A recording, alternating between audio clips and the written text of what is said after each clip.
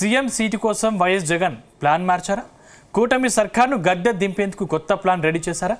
YCP నేత అంబటి రాంబాబు ఇంటిపై తెలుగు తమ్ముళ్లు దాడి తర్వాత అంబటి కుటుంబాన్ని జగన్ పరామర్శించారు. అంబటి రాంబాబు ఫ్యామిలీకి అండగా ఉంటామని భరోసా ఇచ్చారు. ఆ తర్వాత అంబటి రాంబాబును కాపు టైగర్గా అభివర్ణించారు. రాబోయే రోజుల్లో రాంబాబును ముందుంచి కాపు రాజకీయం చేయబోతున్నారా?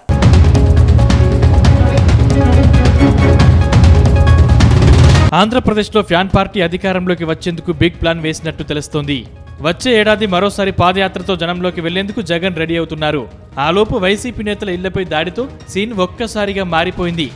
దాంతో వైఎస్ జగన్ ప్లాన్ మార్చినట్టు తెలుస్తోంది. అందుకే ఆయన పాత పద్ధతులు కాకుండా నయా వ్యూహాలను నమ్ముకున్నారని తెలుస్తోంది.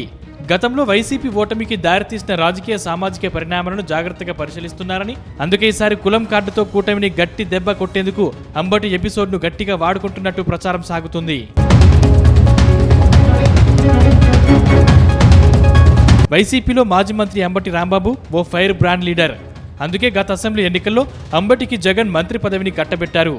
గతంలో అంబటి రాంబాబు వైఎస్ఆర్ అనుచరుడిగా కాంగ్రెస్ రాజకీయాల్లో కొనసాగారు.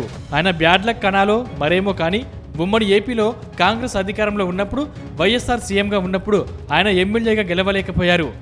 దాంతో ఆయన రాజకీయం అంతగా దూకుడుగా సాగలేదు. వైసీపీలో మాత్రం ఆయనకు జగన్ తగిన ప్రాధాన్యత ఇస్తూ వచ్చారు. ఇప్పుడు ఏకంగా కాపులలో టైగర్ అని ఒక బిరుదు కూడా ఇచ్చారు.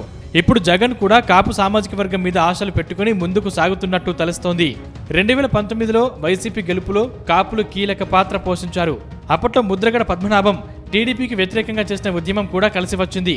గోదావరి జిల్లాలో ఫ్యాన్ గిర్రున తిరిగింది. కానీ 2024 వచ్చేసరికి సీన్ రివర్స్ అయింది. పవన్ రూపంలో బలమైన నాయకుడు కాపులకు దొరికారు.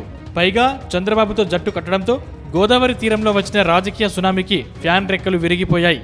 ఇక ముద్రగడని నమ్ముకుని వైసీపీ మరోసారి తన లక్ని టెస్టు చేసుకునే ప్రయత్నంలో ఉందని తెలుస్తోంది. ఆలోపే అనూహ్యంగా అంబటి రాంబాబు ఎపిసోడ్ జరిగింది. దాంతో అంబటి రాంబాబుని కాపు టైగర్ అని కీర్తించారు. ఆ విధంగా కాపులను కూటమి ప్రభుత్వం ఇబ్బందుల పాలు చేస్తోందని నేరుగా టార్గెట్ చేశారు.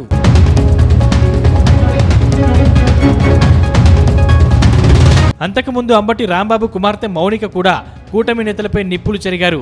మా వేలితో మా కన్ను పొడుస్తారా అని కూటమి పెద్దలను ప్రభుత్వాన్ని ప్రశ్నించారు. ఈ దాడి తమ తండ్రి మీద కాదు, కాపుల మీద దాడిగా ఆమె అభివర్ణించారు. అలాగే జనసేన మద్దతుతో అధికారంలోకి వచ్చిన టీడీపీ తమ మీదనే అధికార ప్రతాపం చూపిస్తుందా అని సీఎం చంద్రబాబును నేరుగా ప్రశ్నించారు. అయితే అంబటి కుమార్తె కామెంట్స్ కూటమి పెద్దలకు ఎంతవరకు చేరుతుందో కానీ కాపు సామాజిక వర్గంలో ఆలోచనలు రేకెత్తించడానికి ఆమె ఈ విధంగా మాట్లాడారు అన్నది విశ్లేషణగా ఉంది. దానికి తగిన ప్రతిస్పందన కూడా గుంటూరు జిల్లాలో జగన్ టూర్ సందర్భంలో కనిపించింది. కాపులు ఎక్కువగా ఉన్న ప్రాంతంలో వారంతా జగన్కు అండగా నిలిచారని వైసీపీ నేతలు ప్రచారం చేసుకుంటున్నారు.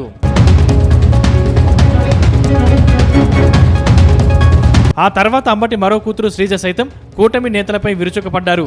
ఆ రోజు తమ ఇంటిపై దాడికి వచ్చిన జనంతో పోలిస్తే 4 రెట్లు మాకు మద్దతుగా వైఎస్ జగన్తో పాటు నిన్న వచ్చారని గుర్తు చేశారు. తాను అన్న మాటను అంబటి రాంబాబు ఉపసంహరించినా, తాను ఆ మాట అని ఉండకూడదని పశ్చాత్తాపం తెలిపినా కూడా టీడీపీ నాయకులు, కార్యకర్తలు తమ ఇంటిపై దాడి చేశారని అంటున్నారు. ఇది ఎంతవరకు సమంజసమని ప్రశ్నించారు. అలాగే చట్టపరమైన చర్యలు సైతం ఎదుర్కోవడానికి ఆయన సంసిద్ధతను వ్యక్తం చేశారని గుర్తు చేశారు. అయినప్పటికీ ఈ దాడికి పూనుకున్నారని, తండోపతండాలుగా తరలివచ్చి ఇంటిని ధ్వంసం చేశారని శ్రీజ విమర్శించారు. దీని వెనుక టీడీపీకి వేరే ఎజెండాలు ఉన్నాయని ఆరోపించారు. సుమారు 10 గంటల పాటు అంబటి రాంబాబుపైనే కాకుండా తమ కుటుంబం పైన, రాజకీయాలకు సంబంధం లేని కుటుంబాలపై బూతు పదజాలాన్ని వాడుతూ దాడి చేశారని అన్నారు. ఈ దాడి మొత్తాన్ని ఎగ్జిక్యూట్ చేసింది ఓ డాక్టర్, కేంద్ర మంత్రి అని పరోక్షంగా పెమ్మసాని చంద్రశేఖర్ను ఉద్దేశించి చెప్పడం చర్చనీయాంశంగా మారింది. లీగల్ కాన్సిక్వెన్సెస్ ఫేస్ చేస్తానని కూడా ఆయన చెప్పడం జరిగింది. కానీ వాళ్ళకి వేరే ఎజెండాస్ ఉన్నాయి. టీడీపీ గూండాలు తండోపతండాలుగా 9 నుంచి 10 గంటల పాటు నిర్విరామంగా మాట అన్న మనిషి మీద అటాక్ మాత్రమే కాదు, ఆయన కుటుంబం మీద, ఏమీ తెలియని రాజకీయాలతో సంబంధం లేని మా మదర్, మా సిస్టర్స్, వాళ్ళ పిల్లల మీద అటాక్ చేయడం జరిగింది. అటాక్ చేస్తూ వాళ్ళు కుల ప్రస్తావన కూడా తీసుకుని వచ్చారు. కాపు ఎల్ డాష్ ఇలాంటి మాటలు మాట్లాడుతూ అటాక్ చేయడం జరిగింది. మొత్తం మీద వైఎస్ జగన్ కూడా వచ్చే ఎన్నికల్లో కాపులనే నమ్ముకున్నారనే చర్చ జరుగుతుంది. అందుకే అంబటి రాంబాబు వ్యవహారాన్ని వీలైనంత దూరం లాక్కెళ్లి మైలేజ్ పొందాలని చూస్తున్నారు.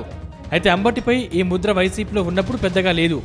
కానీ ఇప్పుడు వైసీపీ ఆయన ముందు పెట్టి రాజకీయం చేసేందుకు రెడీ అయింది. అంబటి జైలు నుంచి విడుదలయ్యాక మరింతగా ఆయనకు ప్రాధాన్యత ఇవ్వాలని చూస్తోంది. ఇందులో భాగంగానే జగన్ వ్యూహాత్మకంగానే అంబటిని కాపుల టైగర్ అన్నారన్న చర్చ సాగుతోంది. ఏదేమైనా వైఎస్ జగన్ ప్లాన్ ఏ మేర వర్కౌట్ అవుతుందో తెలియాలంటే మాత్రం మరో 3 ఏళ్లు ఆగాల్సిందే అంటున్నారు రాజకీయ పరిశీలకులు.